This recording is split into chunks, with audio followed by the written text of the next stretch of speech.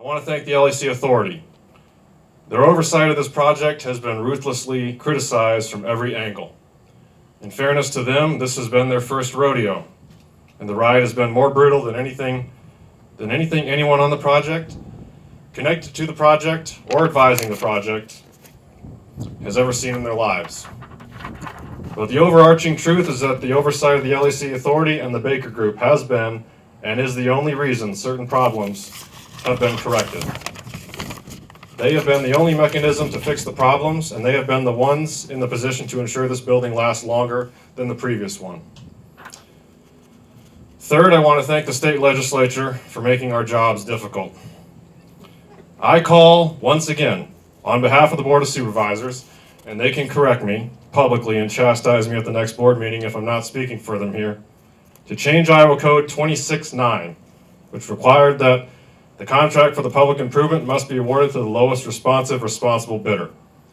I call for our state representatives to give local governments the option to make a local preference for major construction projects within a reasonable, limited cost variance. The LEC Authority chose the lowest bidder because that is the state law. I'm going to repeat that.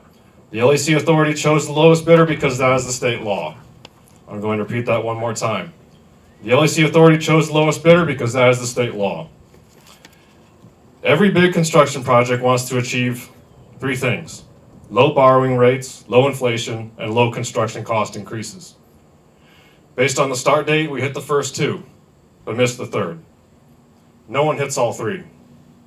We also drew the Joker card from the deck, which was the world shutting down the economy.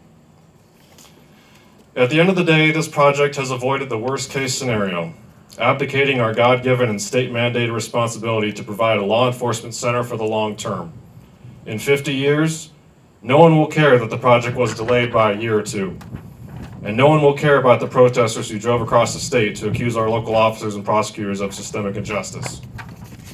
In 50 years, funding this will be seen as this board's single most important contribution to public safety for our children and grandchildren, and it wouldn't have been possible without a few people capable of taking flack and doing the right thing anyway.